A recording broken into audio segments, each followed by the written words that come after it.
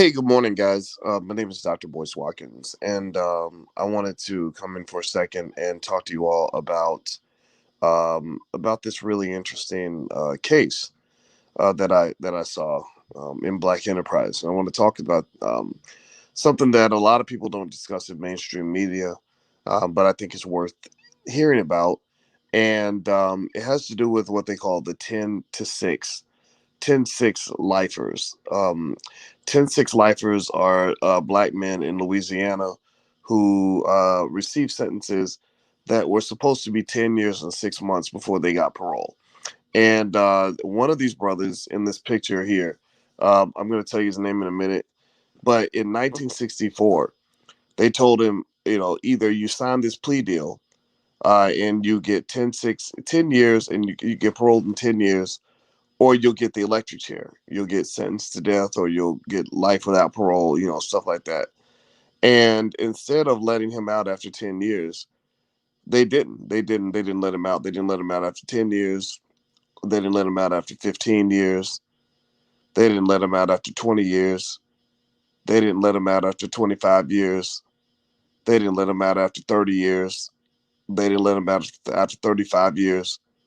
They didn't let him out after 40 years. They didn't let him out after 45 years.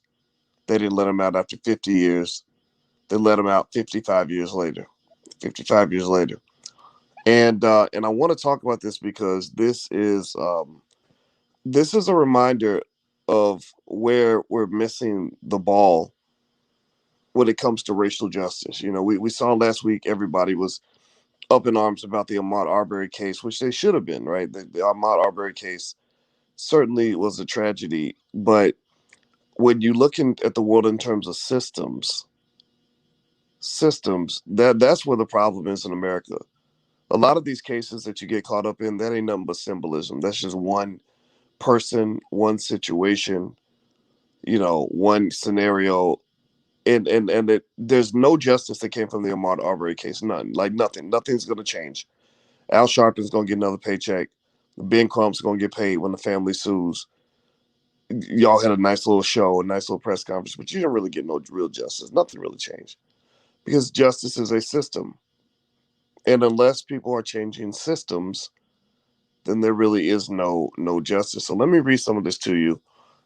Give me a yes or no in the chat if you're able to hear me. Let me know if you can hear me. I'm switching my screen. Welcome to drboycetv.com, the home for intelligent black people. This is kind of a sad story, but I'm going to read this to you. And my heart goes out to everybody that's struggling in prison or has a relative struggling in prison.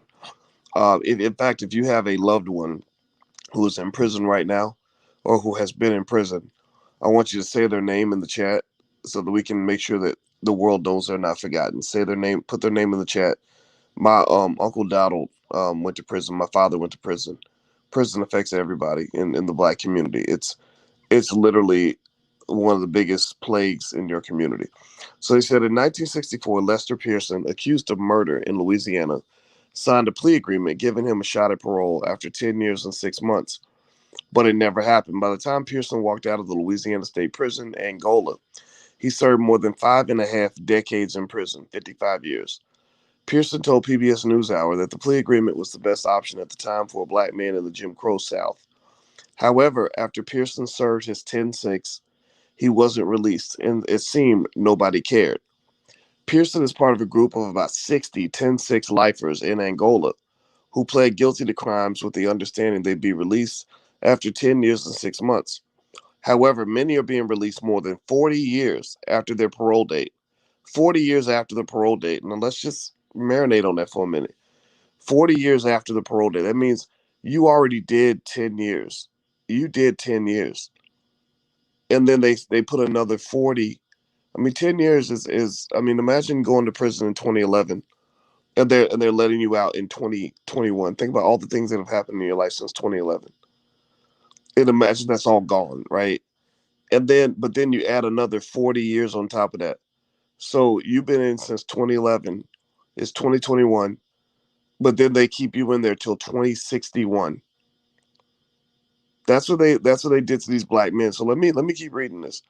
They said Pearson's part of a group of about 60 10-6 lifers Um, Today, 10-6 lifers are all between the ages of 66 and 86, and many are now being released just now, including Pearson, who was one of 5 10-6 lifers released in October after serving 57 years. Quote, "No one ever told me nothing," Pearson told PBS. "I always thought I'd die in prison. I've seen so many people die. I'm not mad about it. I'm disgusted. I did way more than my time, and I'm not the same person." Pearson and the other 10-6 lifers were released with the help of the Louisiana Parole Project. I guess, we're supposed to be happy that, that a group of people got together, and a group of, white liberals that, used their white guilt to get them out. And I am happy that they got out, but it ain't nothing to celebrate. It ain't nothing to celebrate. And I'm going to tell you why it ain't nothing to celebrate. Because number one, we celebrate these individual cases. Like we talked about Ahmaud Arbery. That was a big deal. Like one case. George Floyd, one case. And the problem, that the reason that you're missing the ball is because this ain't about one case. This ain't about one case. It's about thousands of cases. Thousands of cases. And then also, these men had their lives taken away. You're 20 years old. You have so much life to live. You get out of jail when you're 75, and people expect you to be happy about that. Where in the world, what universe is that a good outcome? In what universe? I didn't even hear nothing about them getting like, 50 million, $100 million for their families. Because to me, somebody suffers like that, their family should get $100 million, 100 million at least, maybe 200 million. I don't know. White people got the money. They got the damn money. Stop playing. Y'all know you got the money. And the thing about it is that this is happening to thousands and thousands and thousands and thousands of families. Joe Biden was prepared to go pay, you know, almost $500,000 to immigrant families for being separated from their children for 2 weeks. People that don't even live here, people that don't even have the right to be in the country, breaking federal law, trying to break into the country. And you got black people who've been separated from their families for 45 years, and nobody understands how this is a whole different level of pain that they dropped on us. And so what I'm simply saying to you, first of all these people deserve reparations. All these people deserve a bigger reparations check than any of us deserve. Any of us deserve. But I'm gonna tell you, with these guys, and they're part of the 10-6. I think they call it, what do they call it? 10-6 lifers. 10-6 lifers in Louisiana. They said 80% of them are black. Most of them are black men. Most of them are black men. So if you want to know why sometimes I just, when you talk to me about politics and you talk to me about, oh, we gotta go vote for Uncle Joe, all that stuff because Trump is a mean guy. I'm sitting there thinking, what is wrong with you? You really, this man created laws. They created a living nightmare for black people. Have y'all ever really sat and thought about how terrible prison is? It ain't just losing your freedom. It'd be one thing if they locked you up in your house and told you couldn't go outside. You know, you had to wear an ankle bracelet. That's terrible. That's not cool, right? But you could survive that. Like you could get comfortable in your house and get your favorite food, delivered to the door, and have people run errands for you and write a book or something and be comfortable. See your kids, hang out with family, right? So if you were locked in your house, that would be manageable. It would be terrible, but it would be manageable. But in prison, you're taken to a foreign land. You're taken to a foreign land that's made out of concrete with flies coming off the toilet, eating rotten, nasty food, with mentally surrounded by mentally ill people that might want to kill you, might want to rape you, might want to beat you at any given moment. Taken away from your family. Completely traumatized. And so they traumatize your people, mostly your men. Many of them locked up on false charges. Many of them forced to take a plea deal. Over 90 something percent of them have to take a plea deal, and they didn't want to take it. They wanted to fight for their innocence. And nobody really talks about that because y'all talk about Ahmaud Arbery. I'm not sitting there saying don't talk about Ahmaud Arbery, but shit, after you talk about that, please talk about the stuff that's actually gonna make a difference. It's gonna move the needle for black people. You can have 1,000 Ahmaud Arbery's, and that's not gonna move the needle. Literally, you can have 1,000 Ahmaud Arbery's and whatever and scream and holler and march and say Black Lives Matter and hold protests and rallies and invite Al Sharpton to every single party, and that is not gonna move the needle for black people. The reason it's not gonna move the needle is because you're trying to fight systems with symbolism. You cannot fight a system with symbolism. You fight a system with a system. Like a football team is like a system. To build a good football program, you need dozens of athletes, a bunch of coaches, a long-term plan, millions of dollars, and a whole infrastructure around building a football program. You can't build a football program with one athlete. You can't have one great athlete and say, well, we're as good as a whole football program. No, you're not. You can't compete. So systems are the same way. Your real enemy is not these one-offs, civil rights superstar cases where you got the civil rights superstars that show up and hold press conferences and prayer vigils and collect money and tell you about one person's story. I'm not saying I don't care about Ahmaud Arbery, but I ain't got time to really sit and dwell on one guy's story when when over 100 people got shot in Chicago last week. I can't dwell on one guy's story when there are thousands of people that are going through a nightmare 100 times worse than the one. At least his situation was short. At least George Floyd's situation ended after 10 minutes. You got people in there right now, rotting in prison, being beaten every day. Some of them being raped every day. And this has been happening for 20 or 30 years, every day. And that's the thing. People aren't solving the problem because you're not going beneath the surface. You're doing things that are surface, shallow, and superficial, and they're things that make you feel good. Like we got justice for George Floyd, we got a conviction, yeah. We got a conviction in the Ahmaud Arbery case. Justice was served. No, it wasn't, fool. Justice wasn't served. Justice is a three-course meal. You gotta. They delivered a damn goddamn tic tac to your table. They bought you a piece of celery, and you up here talking about dinner was served. They gave you a lollipop. That's what that was. That wasn't dinner. That wasn't justice. Dinner was not served. Justice was not served in the Ahmaud Arbery case. Because justice being served, here's what just let me give you just so you can understand. So I'm not just ranting about this, but I'm pissed off about it. So I am ranting a little bit because you should be ranting too. You should be ranting too. Here's what justice looks like. Justice does not look like the Ahmaud Arbery case. Justice does not look like the Ahmaud Arbery case. Let me repeat that. The Ahmaud Arbery case didn't have a goddamn thing to do with justice. It just didn't. It just doesn't. It's three toothless hillbillies in Georgia that are all going to go to jail because they killed one black person. You somehow think that represents Juneteenth. Like you literally have the media is telling you to go dance in the streets like black people did in the Wiz when the witch got killed. So that's so justice was not served in the Ahmaud Arbery case. I'm sorry, but justice wasn't served in Ahmaud Arbery's case. Justice was not served in George Floyd's case. Justice was not served in Breonna Taylor's case. None of that was served. What was served was symbolism. Symbolism was served.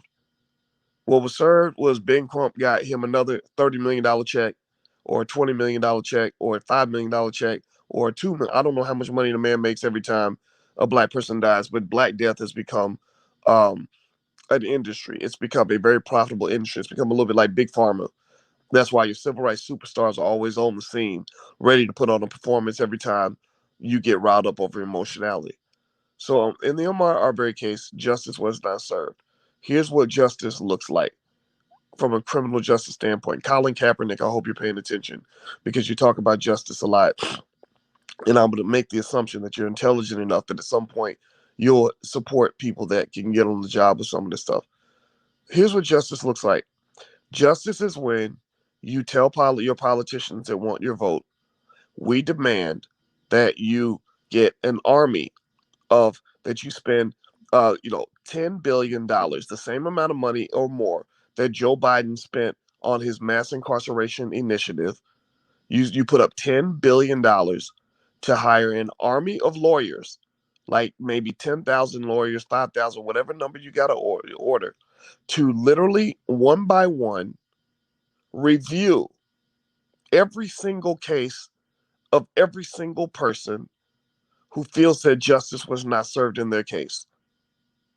Do you understand what I'm saying? Are y'all listening? Give me a yes in the chat if you're hearing the words that are coming out of my mouth. You have 10,000 lawyers that are reviewing expeditiously 10,000 lawyers going through, and if each lawyer goes through, say in the course of a year, let's say 100 cases, what's 10,000 times 100? Let's see, let's do the math here. 10,000 times 100 is what, a million? Is that a million? Is that right? Did I get the math right? 10,000 times 10 is 100,000. 10 times, yeah, there we go. So a million cases reviewed of every single person who says justice wasn't served. That means review every case of every person who says, I was forced to take a plea deal I didn't want to. The all-white jury gave me 30 years or 10 years or 5 years. Every single case of somebody who says, I was a 10-6 lifer in Angola and I was supposed to get 10 years, but they gave me 57 years. Every single case of somebody who said, I went to jail and I was only in there for a year, but while I was there, I got beaten and raped so much that now I have mental anguish, and I want you to treat me the same way you would a white woman who has somebody grab her booty at a party and says that she's been under mental distress for the last 25 years. How come it's okay for a white woman to say somebody grabbed my ass in 1998 and I'm still traumatized from it, but a black man can't come out of jail talking about I got raped 47 times and I'm really fucked up because of that, and nobody hears that. Nobody hears that. But you hear a white woman all day long, but you can't hear a black man for nothing. Let me tell you, let me draw the picture of justice for you further. $10 billion at least. I'm literally doing a stick up. I'm literally doing a hijack right now. I'm literally saying I want to jack the government on this. Seriously, or what do you call it? I'm hijacking your vote, in my view. So it's gonna cost you at least 10 billion. So spend the same amount of money that Joe Biden spent getting 100,000 cops on the street. Spend the same amount of money Joe Biden spent building penitentiaries for your sons. He didn't build them for his sons because y'all know his son is a crackhead. Y'all do know this, right? Did y'all know? Give me a yes if y'all know that Joe Biden's son is a dirty ass crackhead, a raggedy ass crackhead that doesn't need all kinds of shit. He didn't build that prison for his son. He built that prison for your son.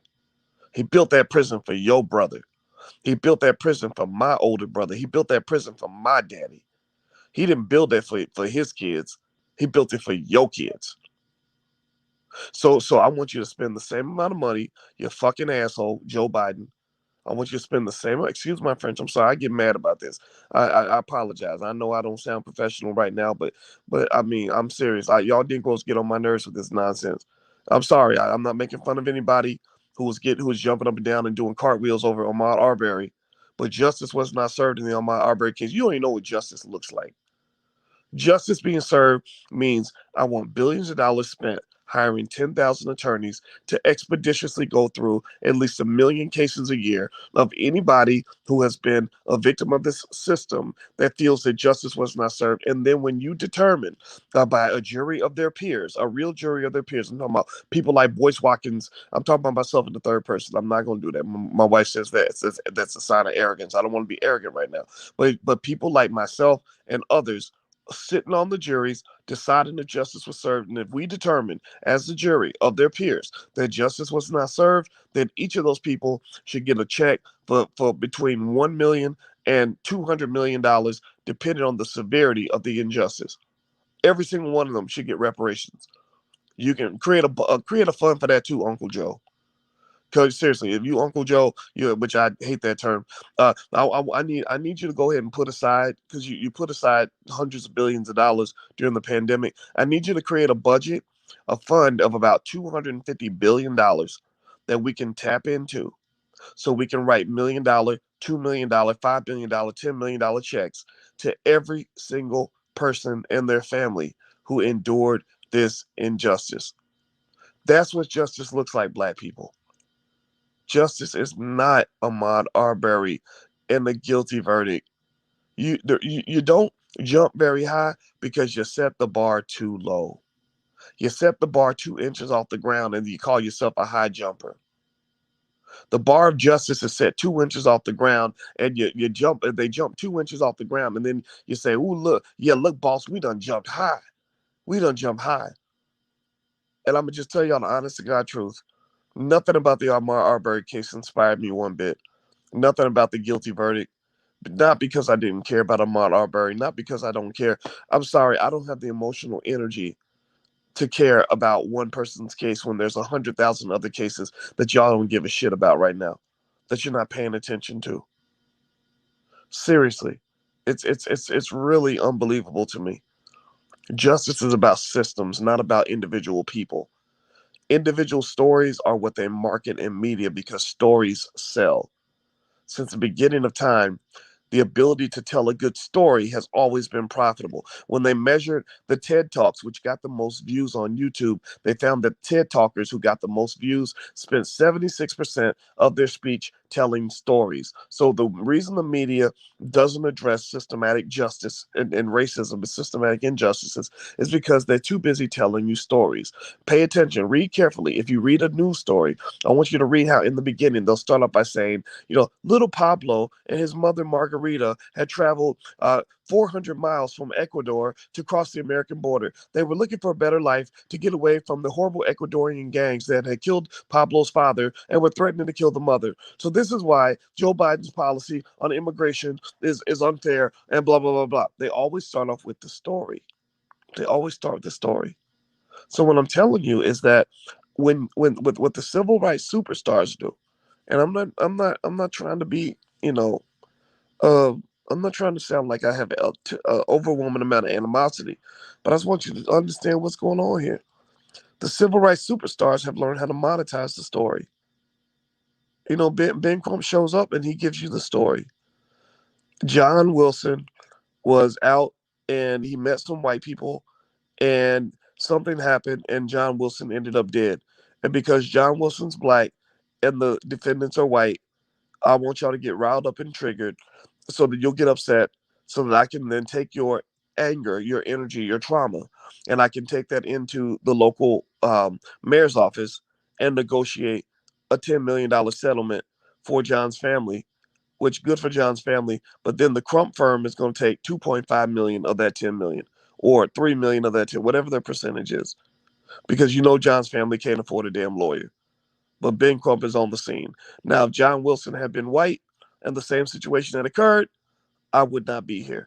But because he's black, and I know that you're triggered by racism, and I know you have a hair trigger reaction where anytime something happens between a black person and a white person, you assume that that is some sort of reflection of systematic racism.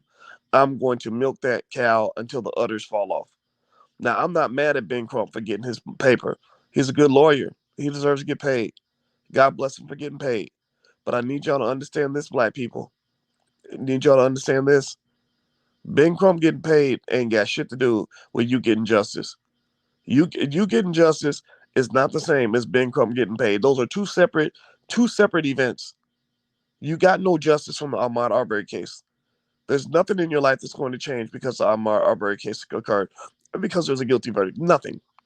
I don't know of a single law that was changed. I don't know about anybody that was any systematic release of black men from prison that occurred as a result of the Ahmaud Arbery case. I don't know about any black community that where the homicide rate would drop because the Ahmaud Arbery case found a guilty verdict. I don't know about any massive wealth transfer to the black community of the in the billions that has occurred as a result of Ahmaud Arbery. I don't know about anything systematically that's changed about the educational system because of Ahmaud Arbery. So when you tell me justice is served, I just need to ask you a simple question.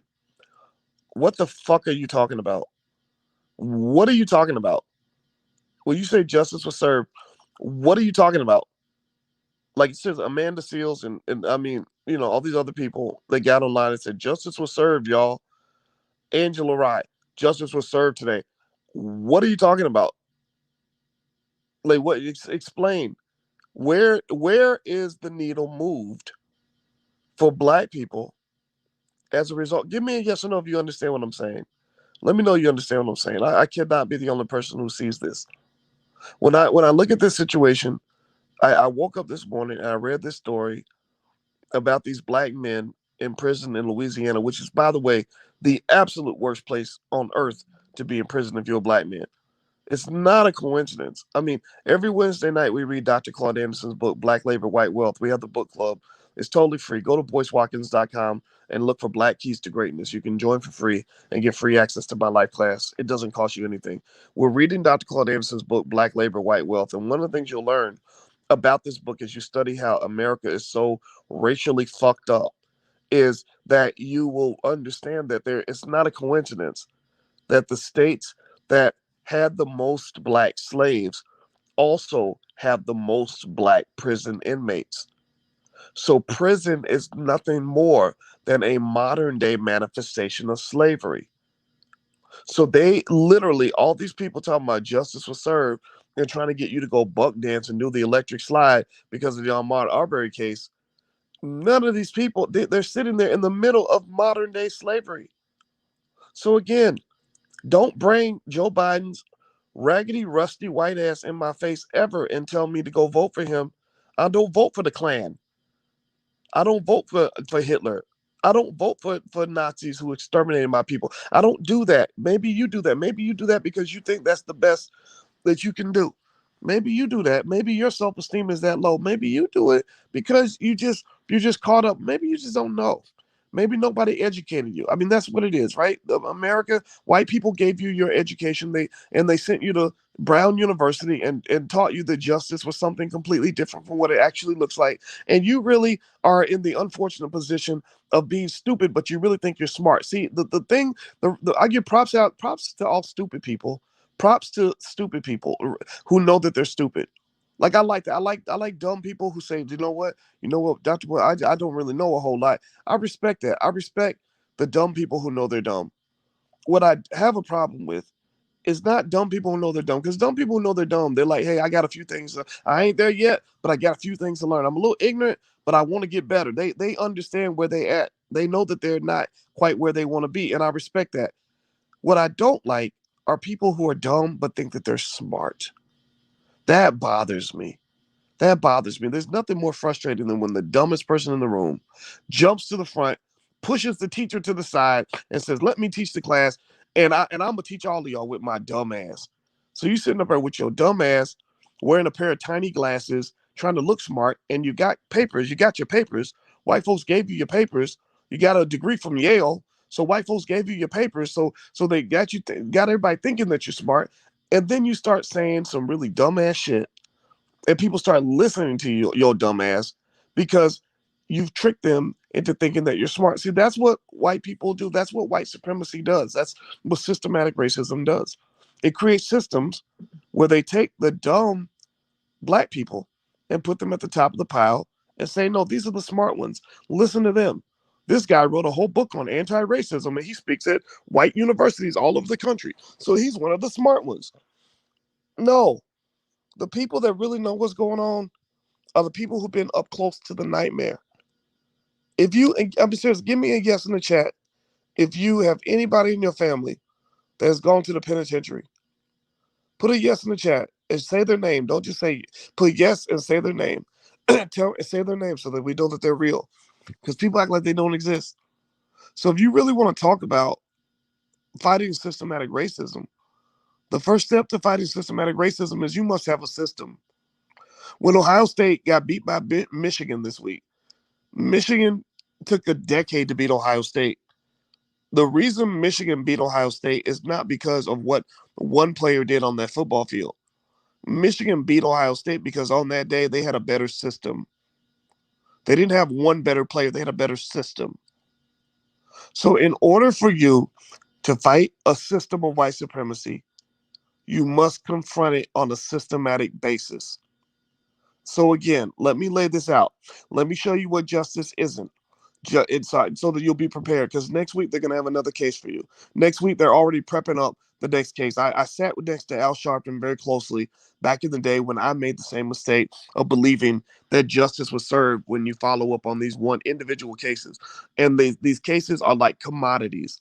I still remember when Sharpton called me into his office one time when we were seeking justice for a lady named Kelly Williams Bolar back in Ohio. And I'm not going to talk too much about it because I'm not trying to violate a private conversation, but I have to be honest. And I remember he got very upset with me because I had talked about Kelly's case on the Jesse Jackson show. And he said, I wanted you to break the case on my show. And I said, well, does it matter? I said, I thought all that mattered was that people found out what happened to this lady. Kelly Williams Bolar was a single mother who got arrested for sending her child to a school outside of her district.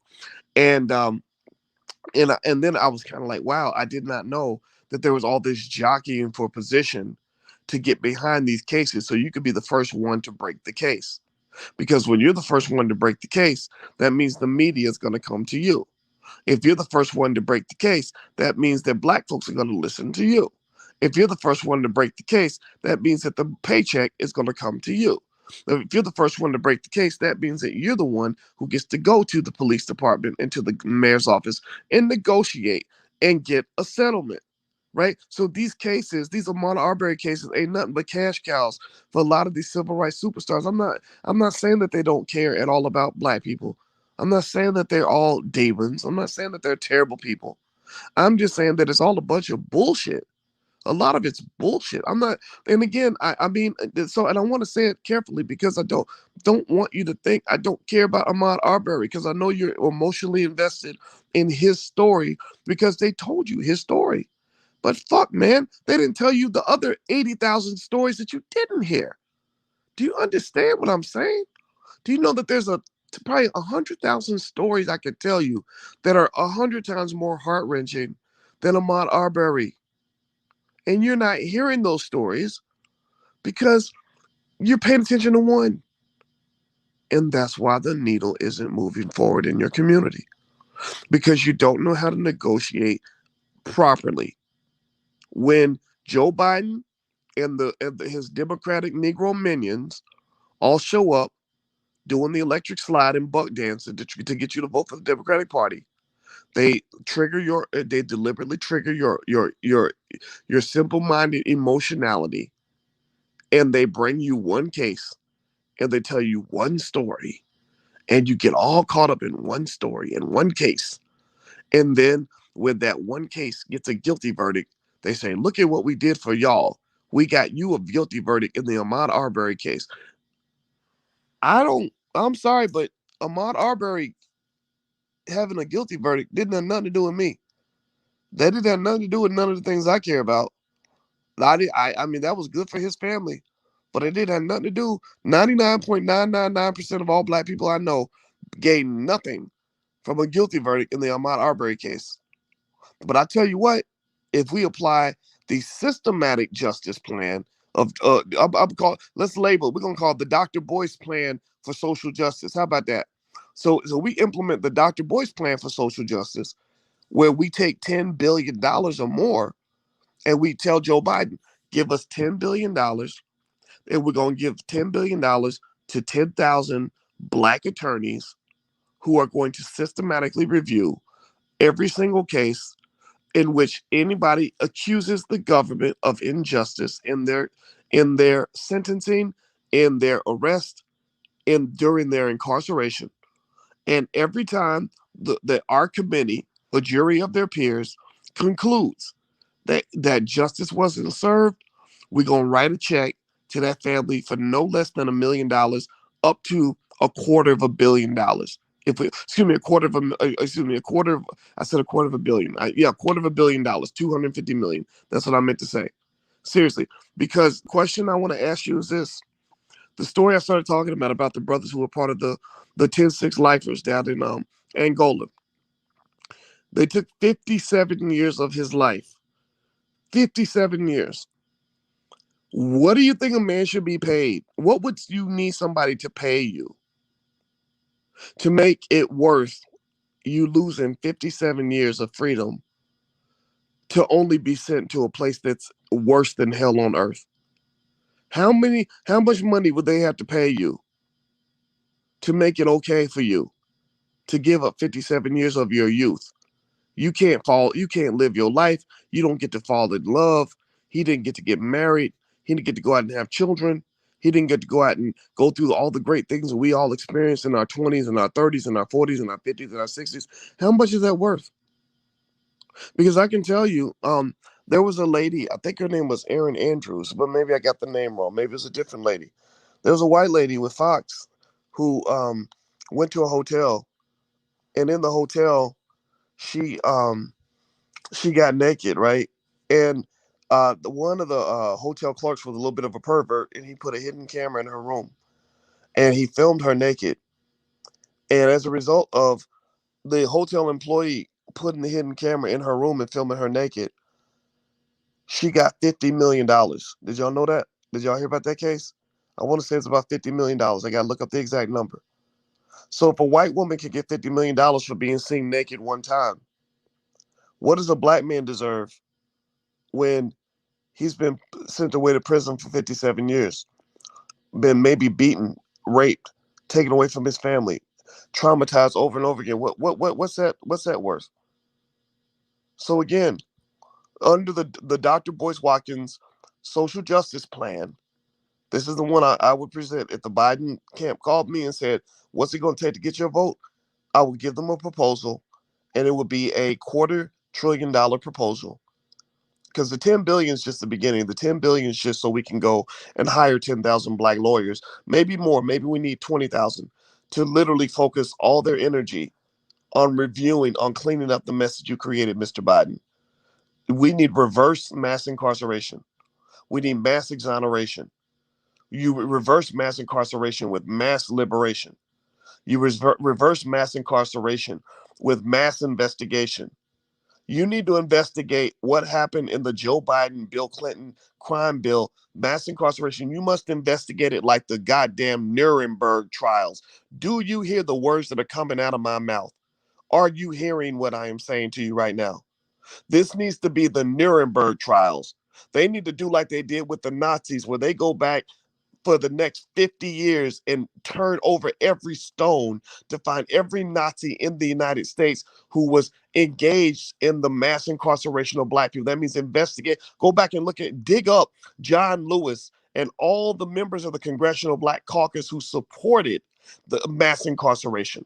Y'all don't know this. Y'all don't remember this. I know y'all. I know John Lewis has been. You've been trained to believe he's a hero. Again, that's because of propaganda and misinformation. I'm not saying he was a terrible person all the way around, but let me tell you what happened with John Lewis. This is a true story. Look it up. Look it up. It's in the news. It's not. You can Google this. Bill Clinton had trouble getting his crime bill passed in the 1990s because some members of the CBC actually said, "I give a damn about black people." Some members of the CBC saw where this was going. They saw it similar to the war on terror, where government overreach was inevitable as a result of their response to the crack cocaine epidemic that they created. They created that, by the way. That's another whole another conversation where we deserve a couple $1 trillion in reparations. And they cannot get it passed because some members of the CBC said this is going to destroy the black community. You're going to incarcerate millions of black people. And the person that got it through, that got the Negro minions on board, I swear to God, look it up, was John Lewis. And I know, and I hate the idea that I have to sit here and bust your bubble by talking about a man who's dead. But I'm sorry, black people, but your heroes really ain't your heroes. Your heroes ain't really your heroes. Your heroes are false flag operations. Your heroes are propped up. Your heroes are false creations, and the evidence is everywhere. Why do you think it is that with all the screaming, hollering, yelling, and marching they got you doing, that nothing is changing? Why do you think it is that with all the prayer vigils and the rallies and the civil rights superstars we create, that nothing is changing, nothing is moving forward? Black people are dying more than ever. Black people are going, they have filled up the prisons since forever. Black wealth continues to drop. Black kids ain't being educated because you're letting white people be your parents. You're letting them be your parents. You're letting them control the systems that ultimately control your reality. So when a guy like me comes along and says a lot of this is bullshit, your first reaction is to get mad at me. and to say, what are you talking about? How dare you talk bad about Ben Crump? How dare I'm not talking bad about Ben Crump. I'm just telling you what it is. Oh, why you talking about Al Sharp? Why you hating on John Lewis, man? I'm not hating on John Lewis. John Lewis was hating on himself when he sold out. Seriously, because selling out was very popular. Because that gets you on TV. That gets you a job in Congress. That makes you important. I'm sorry. So I just think at the end of the day, man, if you talk about justice, don't come talking to me about an individual case. I don't want to hear nothing about, because mark my words, pay attention, black people. Here's two things that are gonna happen in the next 2 weeks that you can bet your black ass on. One, another rapper is going to die, because about two rappers die a week. Actually, it was more like four. Last year, 200 rappers died. So the inevitable is going to happen in the next week or two. One, another rapper is going to die, because rappers die every week because they promoted death culture to your community. They got systems sprinkling acid rain on your community, and you up here fighting back. You up here fighting back with a BB gun. They got whole systems of acid rain raining on your. They got a whole weather system over you, and you up here thinking you're gonna control the weather with one umbrella. Like, so that's how you look when you get caught up in one case, thinking one case is gonna bring justice to millions of black people. So two things that are gonna happen. One, a rapper's gonna die, because they're promoting death culture. Again, they use systems. White people use systems to destroy you, to control you. The racist white people. How about that? So one, a rapper's going to die, and then two, another case is going to be promoted to you by the civil rights superstars. There will be some black man or some black woman somewhere who gets into some situation with some white person or some white cop, and the black person is going to be killed. You won't know anything about the case. You won't know any of the specifics. You won't know if this is a black man who just, stabbed his baby mama in the stomach. You won't know if this is a black man who just raped a child. You won't know nothing about the case, but you're going to be trained to have a hair trigger reaction to make the assumption that this was an injustice, or here they go again, killing black people for nothing. And you're going to get all pumped up. This case is going to take over the media. Your civil rights superstars are going to pop up on the scene again. You're going, like, the ambulance chasers that they've become. Ben Crump will be there. Lee Merritt will be there. Perhaps you're going to have Al Sharpton there, and you're going to have a bunch of Negroes around them, holding like a prayer vigil, because that's what they do. They're like professional prayer vigilers, and they're going to all cry and tell you the story about this person that you don't know, and they're going to say, look, he had a child, which obviously means he's a good person, because only good people can have children. And he was innocent. He wasn't doing nothing. He was just walking through the neighborhood. And then the police decided they just want to wake up and kill black people today at the end. Right. And I'm not saying that it won't be a real injustice. Maybe it will be, but they're going to convince you that this is the case that you need to get pumped up about. They're going to convince you that this is the thing you need to spend your energy on. They're going to convince you that this is the thing you need to spend all your time chopping it up about on social media. And they're going to get you to ignore all the real injustice that exists in America. They're getting you to ignore the system because they're selling you the symbolism. But let me just tell you this, mark my words on this. You cannot fight a system with symbolism. It is a joke. It is something that it's like literally something. And again, I dare you, if you don't believe me, you show me one systematic result that occurred as a result of the Ahmaud Arbery case. Show me one systematic change in America that has occurred in the lives of millions of black people as a result of the George Floyd case. Notice how they took George Floyd's image and they put it on these big murals, and they talked about him like he's like you should worship him and worship the family, and they made them into the royal family. And I think that's fine. I don't care about that part. But it ain't got nothing to do with me. It ain't got nothing to do with me.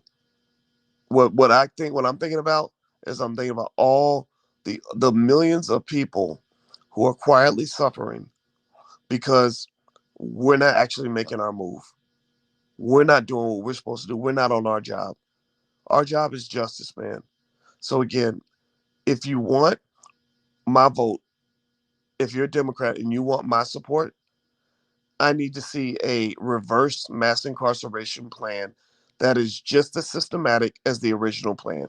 I need to see a reverse mass incarceration plan that has just as many financial resources as the original plan. I need to see a reverse mass incarceration plan that involves just as much heavy lifting as your original plan to lock us up. I need you to put the same energy in releasing our people as you put into locking our people up. Do you understand what I'm saying? So I'm talking about hundreds of billions of dollars. I'm talking about years of consistent effort. I'm talking about the same way Joe Biden said to lock up every Negro in America, we need 100,000 cops. Well, I say to release every black man, black woman, innocent black man, black woman in America, we need 100,000 lawyers. So the same way Biden wanted to hire 100,000 cops, I want to go hire 100,000 lawyers to counter the damage that was done by those 100,000 cops. See, the thing y'all don't understand is if you pay attention, again, this is why I think it's very important that you read books like Black Labor, White Wealth by Dr. Claude Anderson. He will help you understand that you've been basically managed like rats in a cage. The person who owns the cage that controls thousands of rats, he ain't chasing individual rats. He's not thinking about whether or not Mickey is gonna get in the cage with Minnie. He ain't talking about one rat or two rats. He's looking at thousands of rats. He's looking at entire colonies of rats. And he's building systems to manage all those rats. Right? And you, on the other hand, have been trained to think about one rat at a time. That if we get Mickey out of the cage, Mickey is the favorite rat. So if we get Mickey out of the cage, then that's the strike against the cage. That's a justice for all rats everywhere. No, it's not. No, it's not, because the man who built the cage has 85,000 rats in there. You release one. Fuck you. That's stupid. You're dumb. Get off the stage, please. Step off the stage. Let the smart people take over. I know you. I know you went to Harvard and stuff, and I know that white people told you that you're smart, but you're not. At least not when it comes to black issues. Maybe you can do something for white people. Go and save the whales or something, or save the environment. Whatever white people do, like they save puppies and shit. Like go do that. That's what you're good. That's what you're trained on. You were trained in their world, and you're good at that world. Let the people that live in this world solve the problems in this world. So what I'm really also saying here is that you got to start listening to the right people. You got to start listening to the people who are up close and personal with this shit. You got to start listening to people who understand how to develop systems. You got to start listening to people who ain't scared. You got to stop listening to black people who are not begging for jobs from white people while simultaneously claiming to stand up to the injustices of white people. You can't fight the injustice while you're begging for a job. You can't fight the injustice while you're begging them to put you on CNN. You can't fight the injustice while, like, I can't sit down and properly negotiate with anyone if I am simultaneously dependent upon the person I'm negotiating with. So a lot of your civil rights superstars need white people. That's why you will rarely see them do much of anything without a white person being involved at some level, because they need a benefactor. They need a babysitter. They need somebody within that system to give them the come up, because the system is all they got.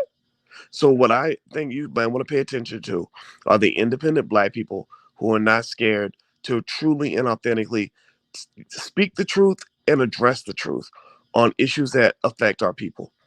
These people exist, but you're not going to see them on TV, because that is another system. See, notice I keep using the word systems, because they use systems to control you. Media is another system, in addition to the prison system, in addition to the educational system, in addition to the economic system that is used to manage and control you.